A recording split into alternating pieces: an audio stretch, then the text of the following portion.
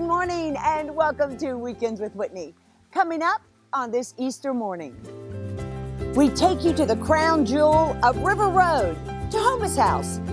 It dates back to the time of the Louisiana Purchase in 1803, but today it's as grand as ever.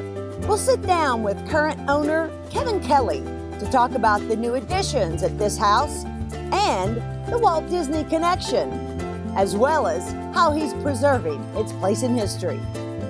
And I'll show you how some South Louisianians are preserving the history of the St. Joseph altar. And Dr. Nick on the joy of Easter. But we begin at Houmas House, where they're preserving the past with an eye on the future.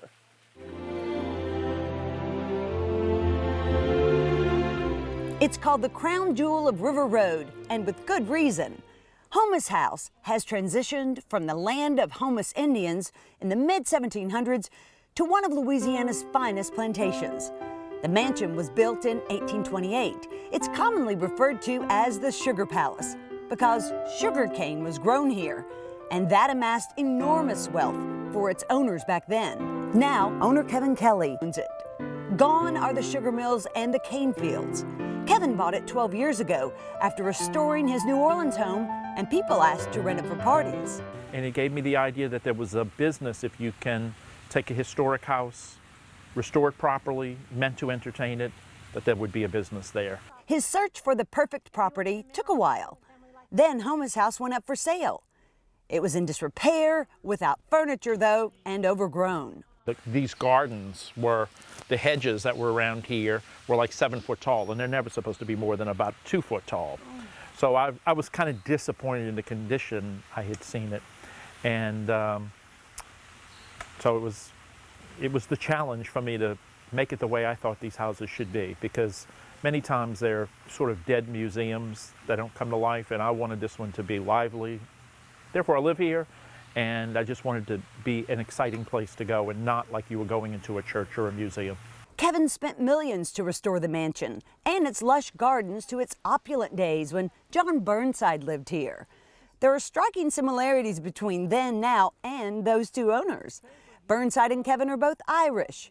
They're both bachelors. They're both successful businessmen in many different ventures, and they both throw amazing lavish parties. Listen to what Burnside did at a party here. To show how wealthy he was, or just to show how unique he was, he took 24-karat gold dust and threw it on the spider webs on the property to show that he was so wealthy, his spiders spun gold as opposed to silk. His gold was white gold, sugar. He built 4 sugar mills at Houmas House and had more than 300,000 acres of land to grow sugar cane. Soon, Burnside was the largest sugar producer in the country. People like Sir William Russell, emissary to the Queen, were guests here and could hardly believe it.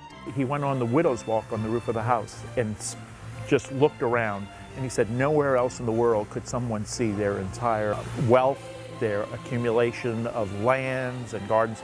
But from the rooftop at the day, which is at a height of 55 foot, you could see all the sugarcane fields, and he had 400,000 sugarcane fields at the time, so he could see his entire empire from the widow's walk.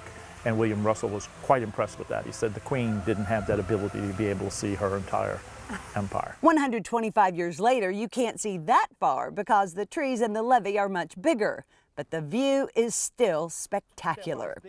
Kevin hasn't hosted the Queen here, well, not yet anyway, but when he restored and reopened Houmas House, his first party was for 1,800 guests, along with Good Morning America, The Today Show, and a host of other media.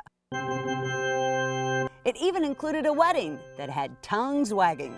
I wanted to show that you could have weddings here, so it was, instead of having a phony couple get married, I decided to let my dogs get married, and it was a very successful marriage. They had 5 children, and one of the children's still with us, and the bride is still with us. Kevin certainly returned Houmas House to its days of grandeur.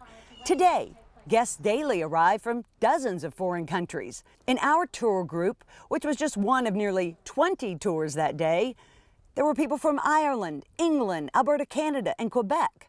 Yet despite all this success, Kevin is surprisingly very much an ordinary guy. You'll often find him driving the golf cart with his beloved dogs, his mom, or chauffeuring guests around. You might even see him in his favorite spot here, the lily pads. I love to take care of the water lilies, so I will get my bathing suit and I'll be in the pond clipping the lily pad. This is a hands-on operation and a place where you can actually put your hands on things. Even the vast and valuable antiques, art, and artifacts he continues to collect. When you come to Houmas House, there are no ropes, there's no lucite panels, you get to walk into rooms, you can touch and you feel. I like that very much. I hate when you go into a place and there's a rope and you poke your head in like you're a little cuckoo and look at the items that are there, and that's just not my thing. If you can't be totally open and really enjoy the house and feel the house by being in the rooms, I don't think there's a point in going there. Now, Houmas House is one of the only houses that is open like this. You can even touch this marble statue Kevin was able to find that helps weave the story of Walt Disney's visit here and the big toy he left with. On the property, back in a period of time, they put little small gauge railroad tracks all around. So they put the sugar cane on the railroad tracks, and these little tractors would carry the cars with it to move the sugar cane to the river where it would load on boats. So they were making little ones like this. Why the sculptor made this little boy with the sugar cane train, I don't know. However, the connection I like to make of it is the sugar cane train engine that was at Houmas House is the one at Disneyland today in California. Walt Disney came here, I believe they told me the year was 1955, because that was the year I was born, and he bought the train, restored it, and that's what takes you around Disneyland today. And they talk about it came from a Louisiana plantation, and it was a sugar cane steam engine. So when we saw this, it was like, well, he's got to go here. Oh, so yes. we like to give the story about the connection to Houmas House and Disneyland. Refurnishing a place like Houmas House would be intimidating for most. Not Kevin. Everything is a fun treasure hunt. When you have a 200-year-old home, there's always something new that you find and new that you need, but it kind of fits my personality perfectly. I love to shop, I love antiques and architecture, so it just fits in with me. It all just comes very naturally. And while most of these things are old, Kevin always has new ideas and projects. Until just 2 years ago, you couldn't spend the night. So Kevin built the inn at Houmas House. It sleeps 70. They're meant to be very luxurious, that you can just lay around and live life in the South the way it was meant to be, is what I like to say. It's great having people spend the night now because they get to feel the whole effect of what we've created here, nighttime, daytime, with the restaurants and things like that. And it's nice when somebody stays 2 or 3 days, you get to have a new friend. Most historic houses hope to get you one time, and you've done it, and that's it. And I want people to spend 2 or 3 days. So it's a totally different approach than what others have. So we need to be up to date on everything we're doing. We need to give very high quality services. The lavish gardens grow under the direction of Craig Black. He's been here 40 years. It's a slice of paradise. I mean, I wake up in paradise every morning and get to decide how it's going to look today. The day Kevin bought Houmas House, life for Craig changed dramatically. He no longer had to do everything himself. I learned prior to that, how to build anything out of bubble gum and string, and all of a sudden I had a crew and resources, which is a delight. And that's not saying that what was here before. What was here before was a very colonial garden, and it gave me the opportunity to work on the house as well. I put all the stucco on this house myself. So there's nothing on this property I haven't touched at one time or another. So really, it was a learning curve that I was going through, and when Kevin got here, I was ready to go. Other ideas are growing. Kevin is putting in an amphitheater and a steamboat museum. In fact, steamboats now drop their gangplank here and bring hundreds of visitors. And it's exciting because you hear the whistles. It's just an unusual excitement. I don't know how to say it. It's great getting the extra 150 people from all around the world who are visiting, but it's more the excitement that they bring. And when the boat leaves, they're playing their calliope or tooting their horns. It's just fun. Kevin is bringing something else back from long ago, the story of slavery. It's a raw topic. North, I'm a free man, and you have no right whatsoever to detain me. When 12 Years a Slave won the Oscar for Best Picture last year, it catapulted a national conversation on the history of slavery. Visitors to Louisiana's famous plantations especially wanted more of that history. It's a conversation that's slowly evolving. The recently reopened Whitney plantation is now a slavery museum. Other Louisiana plantations are incorporating their own slavery history too. Houmas House is planning a new permanent slave exhibit. It's going to be a little different than what most people do with their slave exhibits. It's not going to be about the horrors of slavery, which there were many. This is going to be more about the freedom of slavery. So it's going to be the story of how the slaves were freed and the joyousness of being freed from slavery. He's not whitewashing history. Here, Kelly says, the story is different. When Irish immigrant John Burnside bought Houmas House, he freed his slaves a full year before the Emancipation Proclamation.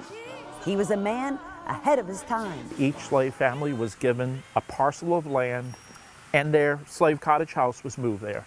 And today, basically, remnants of it are in a little town of Hillaryville. The new exhibit will have a statue being made of a slave child riding on the back of an eagle in flight. But that's just the beginning. There'll be an eternal flame, there'll be waterfalls and fountains around it, and it'll be a garden where one can meditate. This needs to be a garden where people are joyous and happy about the freedom from slavery. The most famous known descendant of slaves here at Houmas House is news anchor Bryant Gumbel. These lush gardens will soon honor the freedom that has carried so many so far.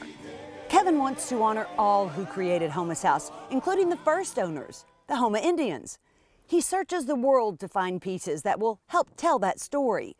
And just a few months ago, while antique shopping with a friend in Houston, he discovered his best find yet. And I'm walking in the room and I'm looking at different things and he goes, "Oh my God, Kevin. Oh my God." I said, "What am I oh my God about?" And he goes, "Take a look to your left." And I take a look to my left and there she is. Houmas Indian, made by a Portuguese porcelain maker. The name is over here and it's in Portuguese. Cerâmica de Vasals. She was made in 1795. She's the Houmas Indian. It was the find of my life. So this is my most, I'm gonna say this is my most, might not be the most important piece in the collection, but it's my best find. I'll give you a little story. So I go in there and I'm gaga. I'm like, God, I know I gotta have this thing. There's no way I can get by without buying it. And I'm afraid of what he wants to charge me. He says, "I understand you're interested in this." I said, "Well, you know, maybe." "What do you know about it?" He says, "I don't know anything about it, but I bet you know something about it." I said, "No, I don't know anything about it." I said, "It's just something that attracts me about it." He goes, "Yeah, okay. Do you want to buy it?" I said, "Well, yeah, but how much is it?" He says, "Well, I've been asking $32,000 for it for a long time, and I haven't had anybody that wants it." He says, "What else do you want here?" So I showed him about 4 or 5 items. He says, "Okay, I'll give you 50% off if you buy all these items." And the other items weren't very much. And he says, "You know that's a steal." And I said, "Oh, let me think about it." He says, "You better say now or else I'm not going to give you another chance." I said, "Okay, I'll take it." He says, "Now tell me what it is."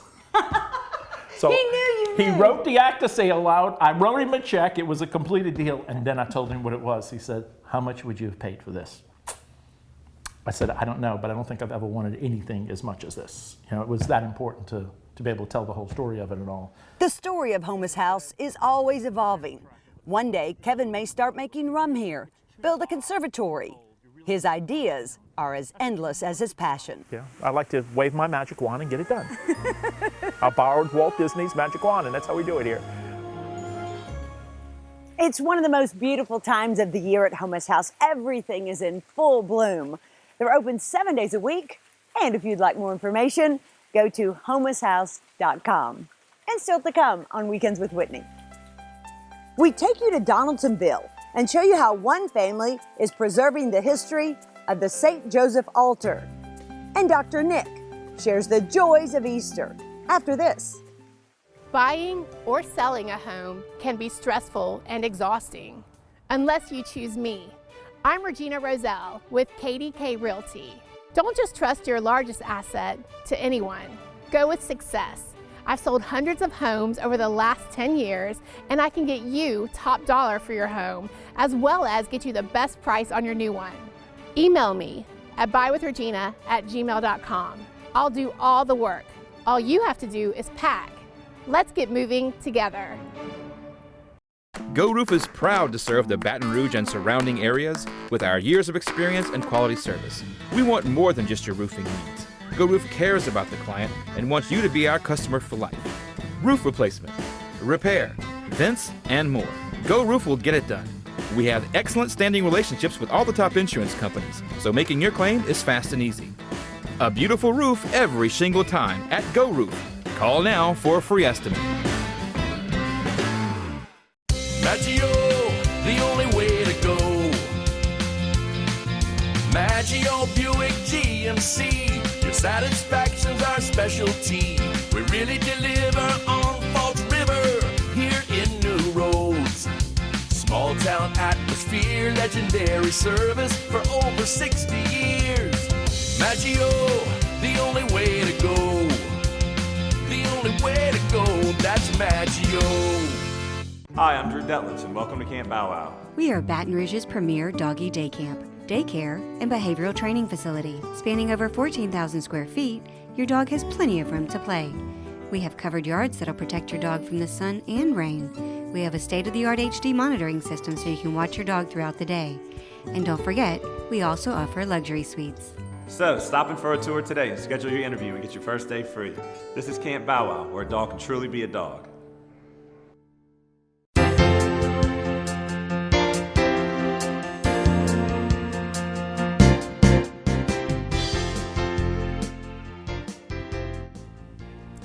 It is Easter Sunday, the time that we celebrate the resurrection, the rebirth. Dr. Nick joins us this morning with more.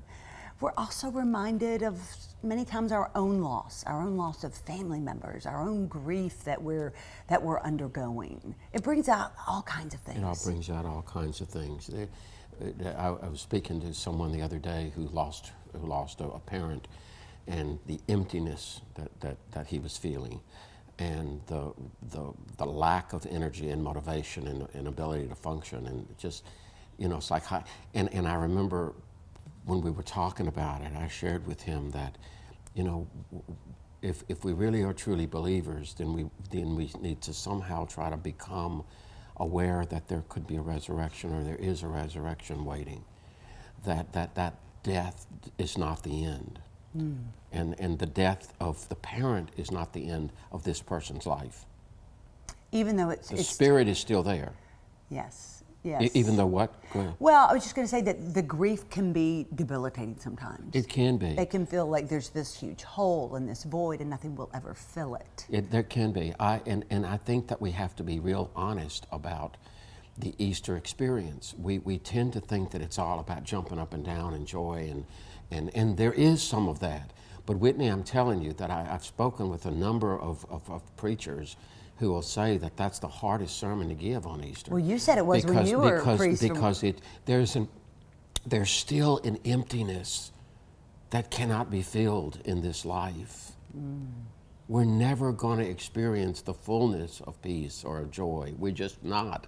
And so no matter how much we want to celebrate it, we have to also realize that death comes, and that we're going to grieve, and divorce is real, and people fighting is real. And so we look to how we might get through that grief to, again, a new day, a new way. And I think a lot of people put pressure on themselves, timelines. Yes. Well, it's been 3 months. Yes. I should be better. Yes. What is the timeline? And well, they say 1 to 2 years. I know when my father died, I think it was somewhere between 1 to 2 years that I really began to, like, it's okay. It's okay. But in light of that too, not only do we put timelines, but people put timelines, and people around those who are grieving, particularly during this great Easter season, need to be aware that this is not a quick fix. And maybe the issue is that you're uncomfortable with his grief, that you're uncomfortable with her loss. And it's not about her, it's more about you can't handle it. I can you with me? completely understand that, especially if it's a spouse or a best friend. These are the struggles of couples. Because you want that person back and home. Yes. And in fact, the reality is that they will never be the same. And by the way, that's kind of the resurrection experience. Really? Well, yeah, he's not the same. He's different. Okay, I got it now. He's different. Yeah. And we form. struggle with change. Change is not happy. Change is a bit of suffering. We're not so sure we want to see the person change, but they're going to, because now let's say he or she has lost her parent. Who's now the head of the family? That person. Right, right. It's a lot more. It's You a lot know more your parents are responsibility. still alive. You know you look to them and that Yes, they're still. rocks to you. Still, right. And when that's no longer there, it will be very difficult. Yeah, so the question of grieving and loss, and I loved about the timeline. You know, we talk about the 3 days before he rose again. Well, we don't know what 3 days means. True. We just don't know. I love working with people who are going through grief because I think mainly they need to just have someone listen to them and say, you're going through, it's crazy time, it's crazy time. When someone's world has shattered, what do you think they're going to do? What are they supposed to do? Right. There's no Glue answer. it back together? Right. It's not that Glue easy. it back. I mean, we're not talking about airplanes and model Fords. Right. So for those of us who love someone who is still grieving, the best thing we can do is listen. Listen, and if they need to be alone, let them be alone. But if they need to cry, let them cry. I found it really interesting that a lot of times people who are grieving, and again, I know we're talking about Easter, but it is important just to admit that it sometimes brings out hollow, empty, the empty tomb, the empty tomb. They feel the empty tomb inside. And I find that for those who are grieving, there's a tendency to isolate the grief. And I think that has to be challenged as well. If someone is there for you and says, oh, I really miss your father, or oh, I really miss your mother, and you start break down right there. Okay. Don't say, oh, I need to leave now because I'm getting ready to break down. That person and this is the other thing that we have to remember, and I say this with love for you and your mother, if anything ever happened to your parents, you think I wouldn't be grieving? Right. Or you came to my father's funeral. Oh, you grieved with me. Meaning everybody, we're all kind of grieving sometimes, so we don't have to necessarily leave it. True. But grieve with the person who's grieving with us. Nice. Yes, that community that we will get through it. Yeah, but Easter is still great. And by the way, if you didn't have such a great figure, I'd call you an Easter egg. I do look like an Easter egg. But what? I'm the color of an Easter egg. But it's the color, it's not the body. Egg-shaped. I don't know. Some days it's egg-shaped. Which is another thing about grief, laughter. Oh, yeah. Laughter. I had that person yesterday laughing, and I was so happy. I said, see, you're still alive. You're still alive. You can laugh. Yes. You can laugh. Paul says, death, where is your sting? Death, where is your sting? Thanks so much. Happy Easter, everyone. Yeah, Nikki, to you too. Thank you. Much more Weekends with Whitney right after this. It was fun. Maggio, the only way to go. Maggio Buick GMC, your satisfaction's our specialty. We really deliver on Falls River, here in New Roads. Small town atmosphere, legendary service for over 60 years. Maggio, the only way to go. The only way to go, that's Maggio. The new year is a perfect time to make your money work hard for you. Hi, I'm Ian James, financial advisor and president of Capital Financial Group. Like millions of Americans, you're likely paying higher taxes and higher fees than you probably should. With 20 years of industry experience, I have a proven plan to analyze your investments and reduce hidden costs and fees. You work hard for your money. It's time to let your money work hard for you.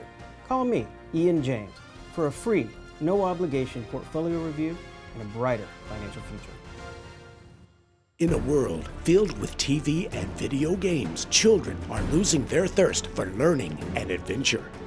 On February 27th, that all changes. Summer camp is back, and Breck is the place to be. Recreation, theater, animals, nature, art. At Breck, adventure is just around the corner. Register for Breck Summer Camp, February 27th at breck.org, and give your child a summer they will never forget.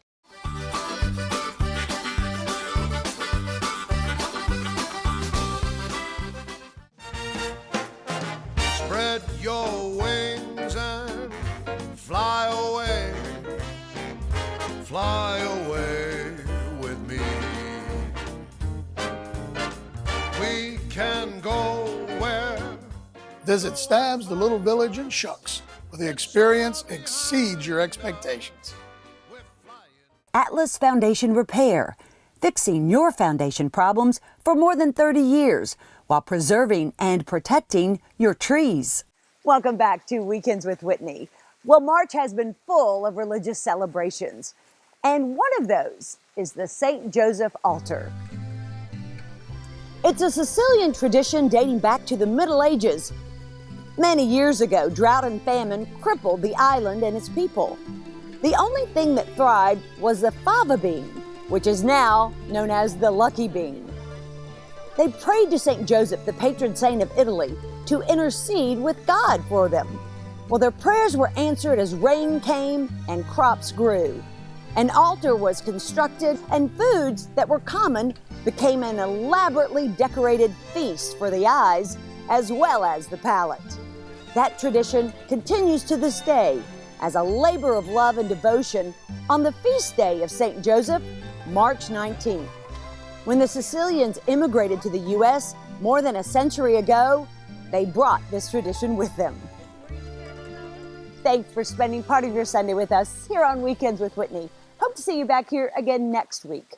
Until then, we leave you with some of Mother Nature's beauty.